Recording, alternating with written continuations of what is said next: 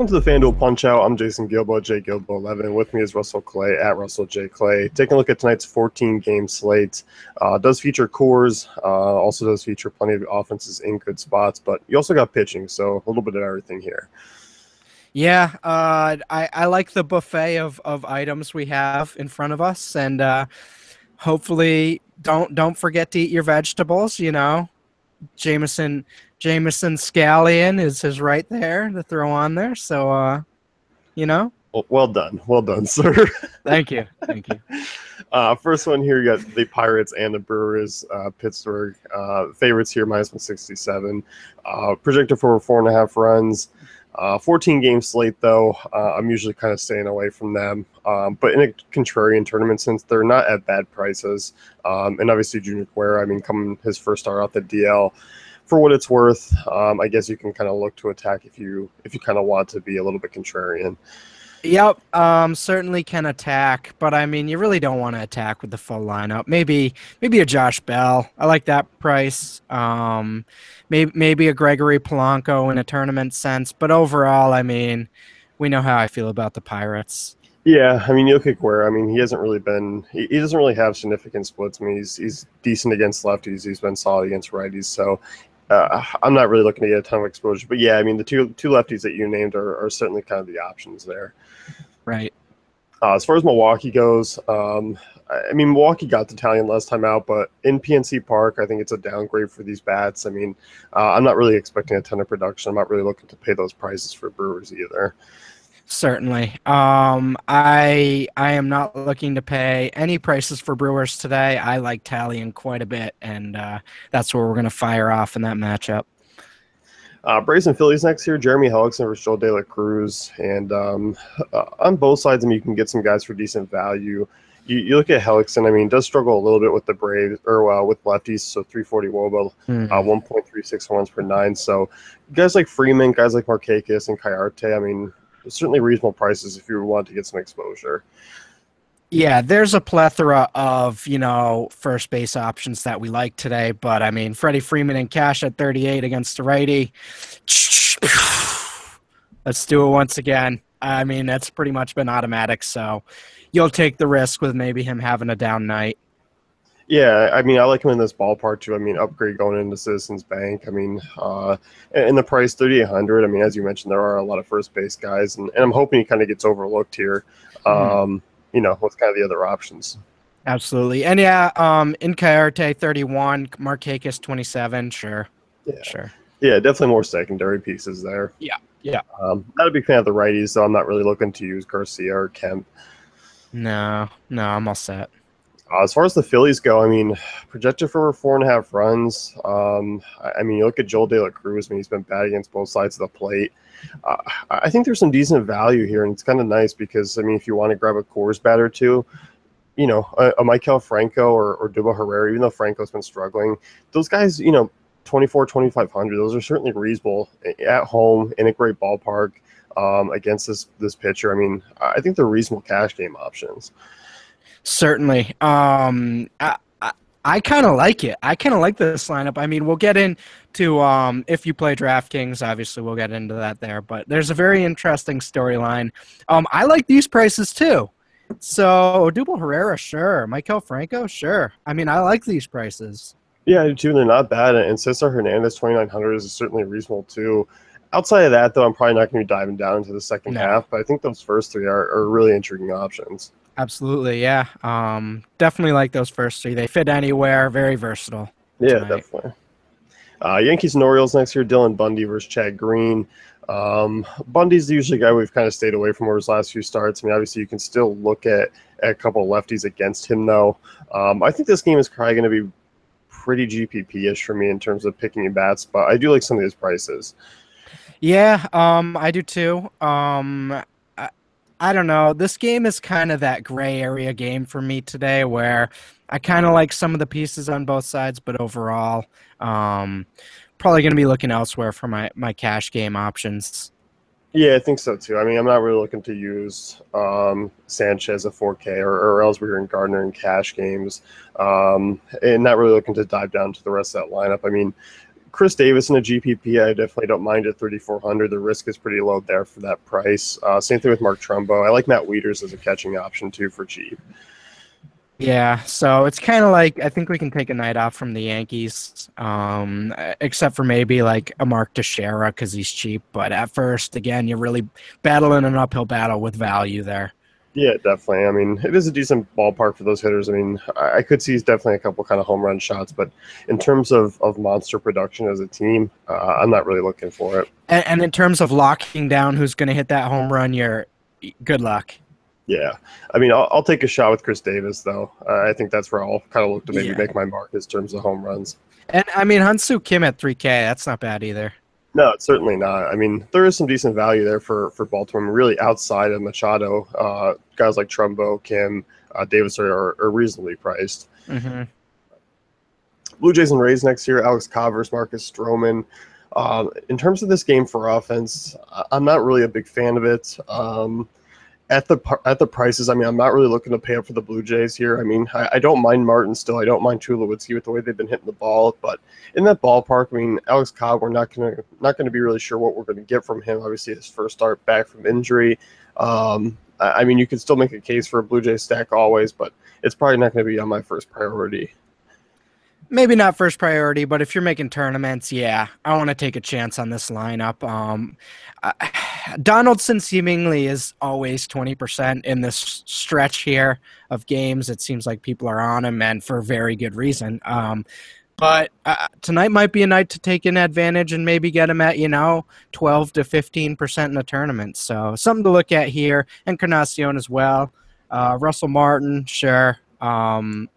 Other than that, though, yeah, I agree. Not a first tier tournament stack.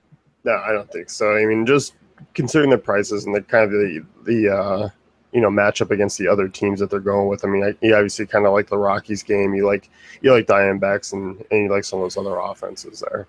Mm-hmm. In terms of the Rays, I'm not really looking to use them tonight. I mean, I don't mind a Brad Miller in a tournament spot. But I can't really get behind him at their price tags. I mean, tougher matchup against Stroman in that ballpark. This team really hasn't been rolling in terms of late, so I'm just kind of staying away. I think I'm just fading the Rays tonight for better or worse. You can always look at Kiermaier and Miller against righties, but I kind of like Stroman here. Obviously, the rest of the lineup has been severely neutralized by righties. So, yeah, Brad Miller in a tournament, sure. But overall, meh. Yeah, it's not really the most appealing on a 14-gamer. No. Nationals and Mets here, Noah Syndergaard versus A.J. Cole.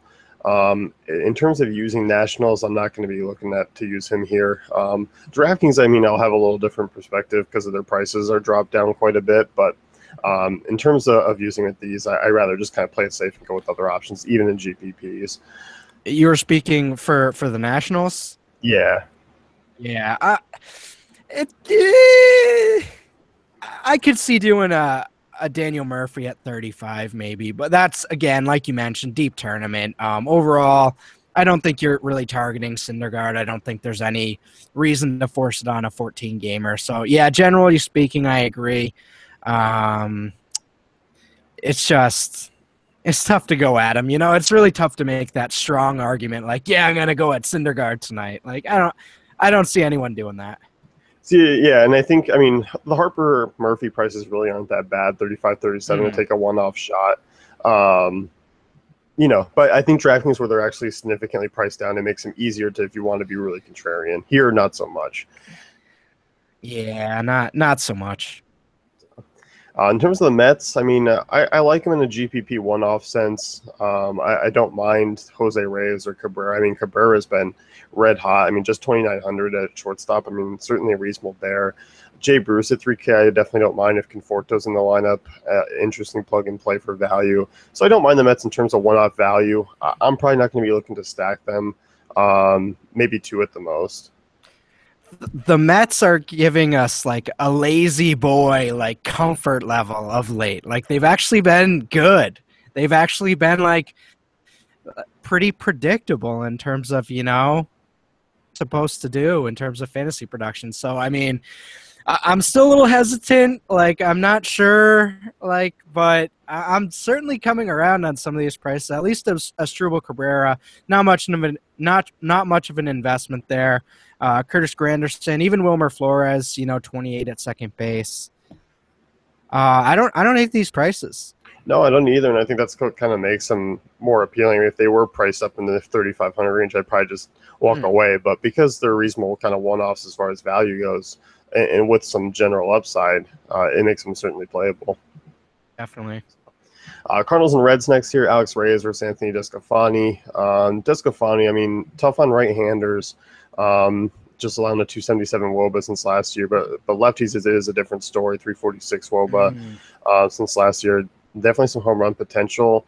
But unfortunately, I mean, it's really just pretty much limited to Brandon Moss and Matt Carpenter, and I like both those guys in that ballpark. And I think I like Moss maybe just a little bit more because he's cheaper, but obviously Carpenter's right there too. Okay, so could this be one of those rare nights where you like play a Brandon Moss with him? I Like, think I so. I feel like there's major strikeout upside here, even though I mean, you can't really say that against the Cardinals, but I mean, the rest of this lineup, I feel like that's a really good matchup for Desclafani, and I like Moss at 35. So I don't know. I'm not saying you should do that, but it's certainly something to consider. I like Moss's value, and I really like Desclafani in this matchup. Well, yeah, I mean, the thing is, I mean, we saw with the Diamondbacks, I mean, you roll out a right-handed heavy lineup, and Jessica Fonte can roll right through and have a decent start against them. It's Yeah. when you have more lefties. If the Cardinals find a way to get a couple of lefties in there, I mean, if you see a Colton Wong, plus a Greg Garcia, I mean, even though those aren't the strongest of lefties, it might keep me away because I still think Moss and Carpenter are going to get to him a little bit. But, yeah, outside of that, I mean, I'm not looking to use Jerko. I'm not looking to use Molina or Piscotti. Yeah, I agree. I think what we're really taking away from this is I kind of like Desclafani's price at 84. Yeah, certainly reasonable. I mean, you can definitely get some bats in there. Mhm. As far as the Reds go, I mean, I don't mind the front half of that lineup. I mean, I don't mind Hamilton, even though he's kind of struggling again. Votto certainly a reasonable price. Adam Duvall 3,200. I mean, Ray is obviously one of the highly touted prospects for the Cardinals, but I mean, certainly still a guy who I'm not going to completely shy away from. Yeah, give me Duvall at 32. I'm cool with that. Billy Hamilton, as you mentioned, we know his upside. If he gets on base at all, we're looking at some nice upside pretty instantly there. So, yeah, I'm fine with those guys. Overall, though, not a stacking lineup, in my opinion. No, I don't think so, and I don't think they're quite cash for me outside of Votto. Mm. So, Marlins and Indians next year calls Carrasco versus Andrew Kashner. In terms of the Marlins, I'm not really using them tonight. I mean, Christian Yelich is always a GPP option. He's really the only one with significant upside at this point. But outside of that, this lineup is just not something I'm looking to use against Carrasco. Yeah, Yelich sneaking around there last night, being a little sneaky with those stolen bases. So I like him here, but overall, I mean, I'm targeting Carrasco here. No remorse for this Marlins lineup. So I'm feeling pretty comfortable with him. As far as Cashner goes, I mean, oof. I don't like this matchup for him at all. I love Kipnis here. I love Jose Ramirez, Lindor. I think this is a cash stack lineup for me. Yeah, certainly. I mean, Cashner, 373 WOBA to lefties, 1.51 home runs per nine since last year, 38% hard ball rate. Yeah, I mean, you named. I mean, those lefties are certainly playable, and I even don't mind a Carl Santana in a GPP. So, yeah, I mean, those lefties. Jose Ramirez is certainly a reasonable price. Same thing with Lindor. I mean, Kipnis a pay up option. So, yeah, I'm with you. I mean, I like the Indians bats. Even a Chisenhall or Nikeman are certainly options. Okay, and I was gonna say this seems like a night where we don't mention them every time, but against weak righties, Chisenhall and Naquin sort of float into tournament play here. Yeah, they definitely do. I mean, especially at those prices. I mean, Chisenhall at hitting six is kind of borderline cash for me. If he kind of fits into that outfield spot, just because he is a value. Mm-hmm. Astros and Rangers next year, Doug Fister versus AJ Griffin. In terms of the Astros, I'm not really the biggest fan, but you can certainly make a case for them in tournaments still. But AJ Griffin, I mean, pretty average against righties. Doesn't allow a lot of potential. It's usually the lefties that do have the most success off of him, but not a ton of lefties in this Houston lineup. Yeah, I think I'm kind of diving into maybe an Alex Bregman at 35. I'm okay with maybe a Kobe Rasmus, but yeah, overall, we kind of know what we're getting with this Astros lineup this year. It seems to be pretty much all or nothing. I like Bregman if you're going to look at a standalone play from this lineup, but overall, even with Griffin, I mean, like you mentioned, I don't know that I want to target righties against him, so might be a night to take off. Yeah, they're not definitely not going to be my first option. I mean, I might throw together a stack and a GPP, and I think that's about it. I feel like I'm going to be glossing over them quite a bit when I'm building lineups. Yeah. As far as Texas goes, though, I mean, I definitely do like some of those guys, especially the lefties against Fister. I mean, Fister does struggle with left-handed bats, 350 WOBA since last year, 1.46 home runs per nine. Uh, Beltran's price, I mean, it jumped up. It was kind of odd. It was sitting in that low 3K, the mid 3K range. Now it's 3,800. I mean, I still don't mind him, but not a value, which I was a little bit bummed about. No, yeah, you kind of transfer some of that to Nomar Mazara if he's batting leadoff, but overall, it kind of just takes a lot of these guys out of cash game play. I'm not too interested in Beltran and cash. But I kind of this Rangers lineup. I kind of like Fister. I'm not going to go at Fister, but it kind of might keep me a little lower exposure to the Rangers than I normally would against a righty. It's I mean, especially with the Rangers not being the most consistent offense, and especially at these prices. For me, I mean, I do like the lefties still quite a bit. I mean, just because Fister, that is his weakness, and given Mazar, given Beltran Odor, Mitch Moreland, I mean, I feel like the Rangers will have a decent amount of runs tonight, especially at home. Yeah, no, that's certainly fair. I'm not saying that. Just I don't know. Yeah, yeah. I'm taking the under there on that projected Rangers run total. We'll see how that ends up for me. White Sox and Twins next year. Kyle Gibson versus Carlos Rodon. In terms of Gibson, I don't mind a couple of lefties against him. I don't mind Adam Eaton. I don't mind Morneau and a GPP, Melky Cabrera, even Abreu. I mean, Abreu's hitting the ball really well right now at first base, so I'm okay with them. But outside of that, nah, it won't be a ton of Yeah, exposure to White Sox. that sounds like a normal White Sox night reaction. Well, all right, Adam Eaton. Okay. All right, Jose Abreu's hitting the ball. Actually, you know what? I will give Jose Abreu credit. He actually really turned the season around in the second half, so I can appreciate that.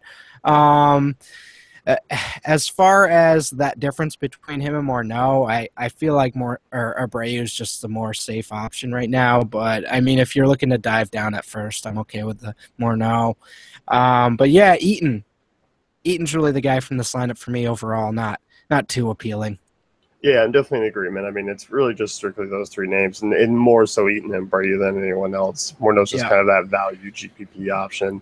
The right. Twins bats, I mean, put up a crooked number on Quintana last night, and they're going to face Rodon. Rodon's obviously had a phenomenal August, rolling in here in a nice hot stretch, but at these prices, that's not really going to scare me off. I mean, I think the Twins are a great GPP place yet again. GPP is not a stack, but I do like all these righties at the front of the lineup in tournaments. So Plouffe, Sano, Dozier. I mean, I like all of them. Dozier might be. I mean, you're basically paying for all the home runs he's been hitting over the last month or two, which I don't totally feel comfortable with. But probably better off taking a chance with Plouffe and Polanco and Sano. But I mean, I'm not going to tell you not to play Dozier against the lefty at this stage. Yeah, I mean, Dozier's just been, I mean, money more times than not of late. And I know the obviously the hot stretch of home runs and power has driven up that price, but I mean he's still kind of paying it off. So it's something I'm still going to look at. I mean, over a 250 ice over the last month and a half, so he's been Mhm. very solid. Yep, absolutely. Tigers and Royals next year, Danny Duffy versus Anibal Sanchez. In terms of the Tigers, I mean, this lineup could be pretty ugly. I don't mind a JD Martinez at 3,300. He's certainly in play for me with his numbers against lefties. Kinsler a bit overpriced, but I don't mind him either. And if anyone else is in the lineup, I might take a look at him in GPPs. But I think for the most part, the Tigers I might be staying away from outside of Martinez. Yeah, we'll see about a James McCann. That might be a little bit of a stretch. But yeah, JD Martinez, sure. We'll see about. I think we really have to wait till this lineup's out. Cabrera and Maben kind of pivotal pieces to how I feel about this lineup tonight. If they're out, I might just be firing away with Danny Duffy here. Yeah. Oh, go ahead. Yeah, no, I certainly agree. I think this lineup is certainly going to be one where, if Mabe and Cabrera are out, it's like, oof, Yeah. you're looking at really just JD Martinez as kind of the stock, and it makes it a little bit easier to work around him if you're Duffy, and obviously in that ballpark, not a lot of tremendous upside, but I still like that price for JD Martinez. 3,300 is really nice. Definitely. As far as the Royals go, I mean, I don't mind him here. I mean, Sanchez has struggled on the road. He has struggled against both sides of the plate. Eric Hosmer at 33, you can take a look at. I feel like Salvador Perez at 31 is certainly in play. Probably not going to be diving into anyone else, though. I mean, you just spin the Anibal Sanchez wheel, and you just literally don't know. You could be bankrupt. You could hit the vacation like Wheel of Fortune. I don't know. I don't know. I do think the Royals are an interesting. I actually think there's more upside than usual here. I don't mind stacking them tonight. Maybe the 2-3-4 or something like that. We'll see if Lorenzo Cain's in the lineup. I really don't mind stacking the Royals tonight, which I don't normally say. Usually I like picking one or two, but a 3-person Royal stack, it's cheap. You can still afford all your premium pieces, and if you get an Anibal Sanchez blow-up night, I think you're really, hitting a low-owned tournament move. Yeah, certainly true, especially in a 14-game slate. I definitely do like that call. And it's definitely not going to be killing you for salary, so you can't even work them in with other high upside pieces, like guys from Coors or even a high-priced pitcher. So, yeah, I'm definitely not against that. Right. Diamondbacks and Rockies next year, Jorge De La Rosa versus Robbie Ray. Hard not to really like the Diamondbacks tonight. I mean, in Coors against a bad lefty, I do like all these names. And guys like Ricky Weeks and Yasmani Tomas, Steven Wellington Castillo, I mean, in the mid-threes, I mean, that's not a bad price for those guys. And again, we've kind of talked about quite a bit this year how, some nights and quite a few nights, at least of late, we haven't necessarily loved Coors, but if there's a night to overpay, it's certainly with the Diamondbacks tonight, I think. Just looking at this matchup, De La Rosa obviously struggles against righties. Diamondbacks awesome against lefties. Goldschmidt, 48. I mean, whoo, that's something else. But, I'm okay with it. I'm cool with that. Castillo, 37. Segura, 41. Pollock at 42. That might be pushing it in my book, but I mean, if you want to do that top 4 stack, I'm okay with throwing them in. If you just sometimes you just gotta way overpay, to get the stack you want. So I think this is one of those rare occasions. I think so too, and I'm definitely going to be in and tossing in some Diamondback stacks, but I think it's actually going to be one where I'm going to have multiple versions. Because I can kind of see myself going 3 through 6 and go Goldschmidt, obviously the only guy over 4K, and then you get Castillo 3.7, Weeks at 3.5, Tomas at 3.7. That's not bad in comparison to when you're going Pollock 4.2, Segura 4.1, and then Goldschmidt 4.8. It's a little bit of a cheaper way to go, and you get some exposure. So it could be certainly something to consider and maybe kind of work in and out of different pieces. But hard really not to like the Diamondbacks a ton, even at their prices. And even a 1-3-4-6 with Segura, Goldschmidt, Castillo, Tomas, you're really getting the whole bite of the pie there, Yeah, so I mean, I think that's could be a way to go and then have different versions of it because I do think it's going to pay off. Definitely agree. As far as the Rockies go, I don't mind them in a contrarian since I obviously like the Diamondbacks way more. And Arenado at 4.4 certainly still in play. LeMahieu at 4K if you're looking to go that route. But in terms of paying for the lefties in the outfield, I mean, Blackman 4.2 I'm going to take a look at. Cargo's really been struggling. Maybe a Ryan Rayburn at 3K, but once again, I'm not all about the Rockies in terms of a stack. I think it's just more one or two. Yeah, I'm focusing more of my pay up option at the Diamondbacks here. We've seen Robbie Ray do really well against, at least they're not fully lefty heavy, but I mean, Blackman, Cargo really do take up a lot of production, and I think Robbie Ray's really solid arm. So, I just look at Diamondbacks here. That's where the money signals come up in my eyes when I see that. Yeah, no, I definitely agree.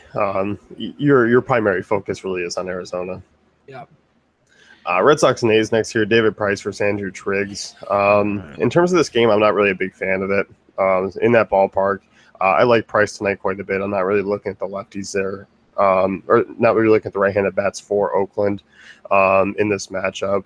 In terms of the Sox, I feel like they're a bit overpriced in today's slate. Sometimes I like taking chances with the Oakland righties. Not tonight. Price has been pitching really well of late. I've been loving what I've been seeing. So yeah, I'm firing away with Price here. Not worrying about the A's. As far as the Red Sox, I mean, I don't think either of us are ever going to tell you they're out of play, but just in terms of the other options tonight, I just like, the Diamondbacks. I mean, I don't see why you would pay up for, a lot of these Red Sox guys tonight. So Pedroia, sure. Bogart, sure. Ortiz bats, just tough to talk myself into it. Yeah, I don't think I can do it. I mean, Triggs actually really hasn't been that bad, and I do like what he offers against both sides of the plate. So it's kind of one of those things where it's like I'm not even complete. If the matchup was better, I mean, if it was against like a Kendall Graven, maybe I'd take a more of a look against him. But Triggs actually really hasn't been that bad. Mm-hmm. Angels and Mariners, Ariel Miranda versus Brett Oberholzer. And for me, I don't mind this game actually in terms of kind of some one-off potential for home runs because, I mean, Safeco has been really friendly for home runs this season, definitely above average. Guys like Pujols, I mean, Pujols has been very solid against left-handed pitching this season. I don't mind him. I mean, or even a Trout in kind of a contrarian sense. Yeah, I think you can throw those guys together and feel comfortable in a tournament sense, but overall, I'm not going to say don't pay up for Trout, but pay up for Diamondbacks. As far as Pujols goes, I like that value. Pretty solid there. We'll see about the rest of the lineup, but we always know those prices are going to be there with the Jet Bandies of the world. Yeah, definitely. And I don't even mind, diving down to a Bandy there or a Simmons at 2,300 if you're looking to kind of get some exposure to the Diamondbacks because you're going to need to kind of punt a little bit. So I don't mind that value. I think they'll work in fine. Mm-hmm. It's not like Miranda's the strongest lefty either. No, certainly not. Certainly exploitable. Yeah. And as far as Oberholzer goes, I mean, coming off a start against the Tigers, that was pretty frustrating. But I'm looking to use a couple guys here. I mean, Franklin Gutierrez at 3,300. If Cruz is in the lineup, I don't mind him. But I even don't mind Cano at 3,600 in a contrarian way. Yeah, certainly like that. In a contrarian sense, we'll see if Cruz is in the lineup. But yeah, overall, yeah. That's how I feel about the Mariners tonight. Righties, I fire away. Lefties without Cruz, I'm kind of wishy-washy on. Yeah, I mean, I'm not really looking to use a Seager, Martin, or anyone really at the top of that lineup. It's just kind of Cruz, Gutierrez in that way, and kind of maybe a Cano. Yeah, maybe a Zunino if you're really desperate for a catcher. Yeah, I definitely don't mind him. So, Padres and Dodgers next year. Clayton Richard versus Julio Urias, two lefties on the hill. Both these teams have not been good against left-handed pitching. Urias is obviously a guy who I'm not really looking to pick on, and I don't even really like any Dodgers bats here against Clayton Richard. Man, I'm pretty excited for Urias after the last couple. I think this is going to be – I mean, we'll see how much upside he has for 6 innings, but good night, Padres. Yeah, good night, Padres. You're all done. Richard, yeah. I mean, again, with Justin Turner being a reverse splits guy, it kind of makes it tough to target these Dodgers on these types of nights. But, I mean, Sagden, I'm okay with that at his price, 24. Kiki Hernandez even at 25. Yeah, as you mentioned, I mean, it does make it tough. I mean, Seager does hit lefties well. 3,600, I can roll the dice on him. But, yeah, outside of that, I mean, I'm not looking to use Gonzalez. I mean, Kendrick, not really a ton of upside there, as you mentioned with Turner, reverse splits. So, yeah, overall, against lefties, just Dodgers are not an appealing offense to target. Mm-hmm. So, that's going to wrap things up with the FanDuel Punch-Out. Be sure to check out DaveFantasyCafe.com for all great tools and content.